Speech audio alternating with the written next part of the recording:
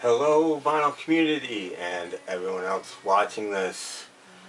I'm back again with my second video in my I can't even speak, just a theory series. And these are just ideas I have that I run with. And feel free to disagree, feel free to correct me. I don't have notes. I'm just going from the top of my head with a thought. And I'm not even sure what I'm calling this video as I'm making this right now. I can't seem to come up with a title that's short enough. But before I start, I hope everybody's well. Hope everybody's doing their thing, hanging out, just getting through everything that we're going through. So, this video, it's basically called, it's not basically called this, but the concept is, what if the Beatles never went to Hamburg, Germany? How important was the Beatles going to Hamburg, Germany? And I'm not even just talking about the Beatles' career. I'm talking about the entire music spectrum from 1962 onward. Because my theory is that the Beatles going to Hamburg changed everything. And having changed everything, we have no idea what it would be like if they didn't. And you can speculate on that all day long. I'm not going to do that here because it's endless. It's an endless tunnel. You can go down and dig and dig and dig and dig, and you don't know. Well, you can easily say, well, the Stones would have been the big band, and then maybe things would have been more blues influenced. But it was little kids liking the Stones, or liking the Beatles, and college kids liking the Stones. So that doesn't really work. And there's a billion scenarios, and who knows? Because the Beatles, I don't think, would have made it if they didn't go to Hamburg, and for several reasons. So the Beatles,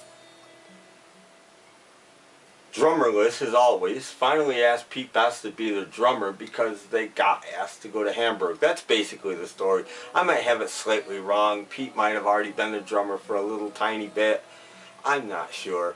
But anyway, they grabbed Pete. I think somebody canceled, but I don't know who. And I think that's how they got the gig. I forget the guy's name. He's very famous, a big guy. And it was the Endear Club, I think. Anyway, Bruno, I think. Hosfeller or something. Called them up and said, okay, I've had a cancellation basically. You boys want to come? Yes. And off they went to Hamburg. Now, they hadn't been having a lot of success in Liverpool. And this is the thing that people forget. I mean, they had a small group of fans, but nothing like, what would eventually happen. They weren't even. Rory Storm and the Hurricanes were the biggest group in Liverpool, not the Beatles. The Beatles might have been top 5 maybe, and it was Liverpool. It wasn't London. It wasn't. It was Liverpool.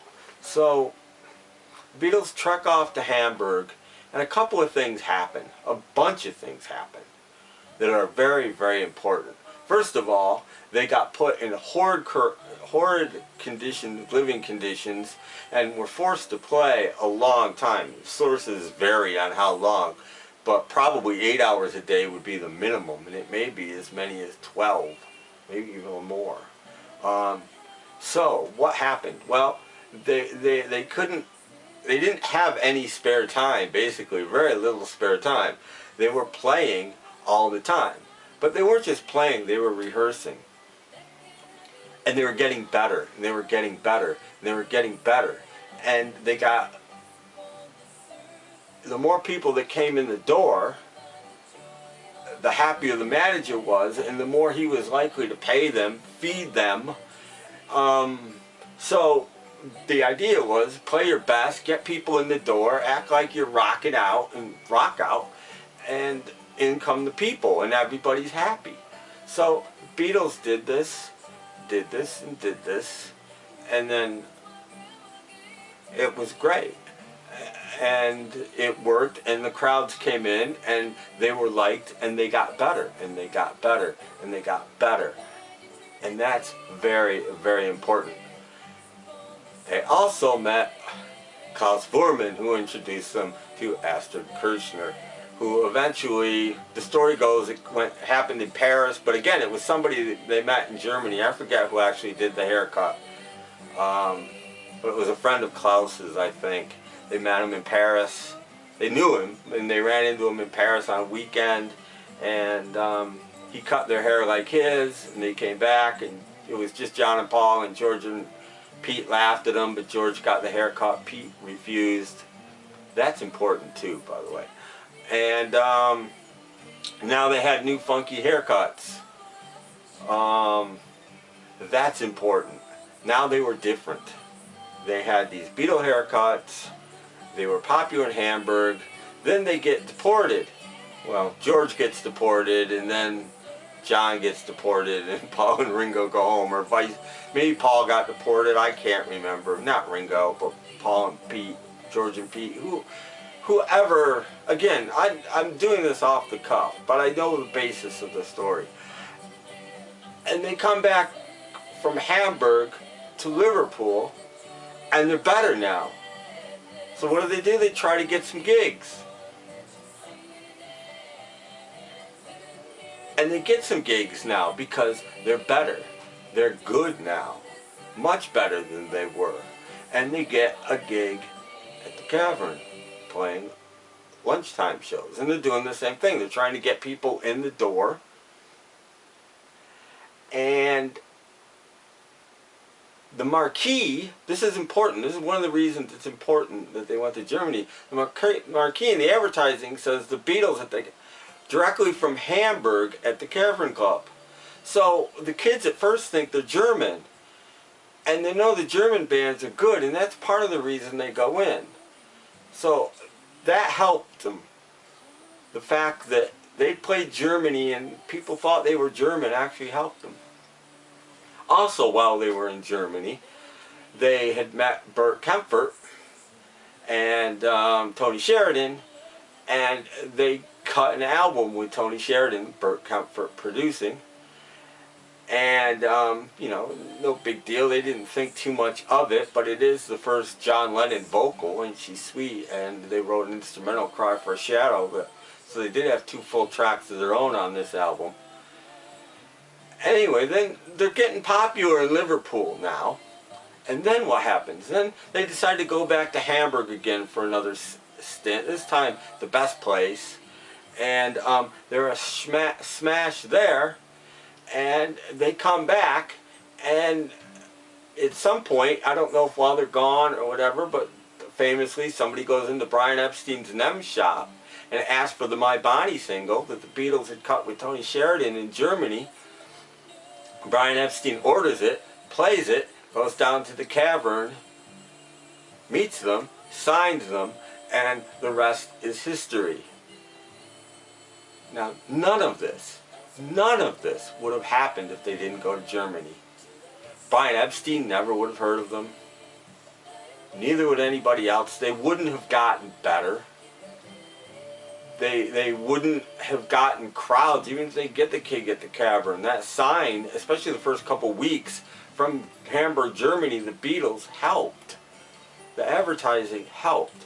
All of this stuff pulled together got the Beatles in the door at Decca, and then eventually EMI and George Martin and everything else because of George Martin and because they'd gotten so much better. So it comes down to, after all of that, what if they didn't do that? What if the Beatles didn't go to Hamburg,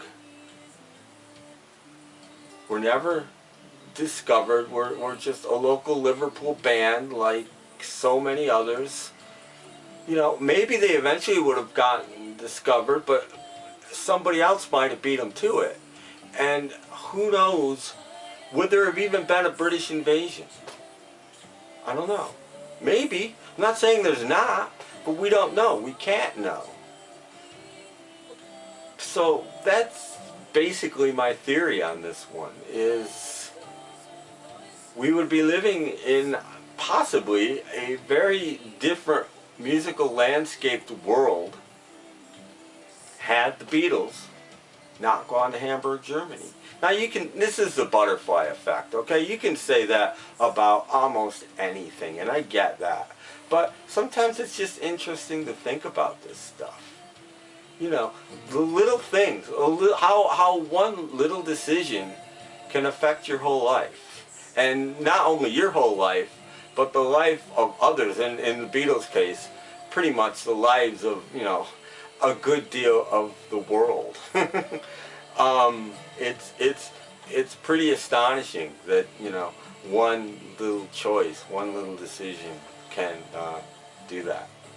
And that's about it. And I know I got a lot of facts wrong, and I know I missed stuff, and feel free to correct me in the comments. You will anyway. But that's it. Just what would happen? We don't know. But so I guess I'm going to call the video something like, how important was Hamburg? Something like that. I don't know. But anyway, that's what I got this time. Oh, and I did want to, well, I'm here, I might as well show a record.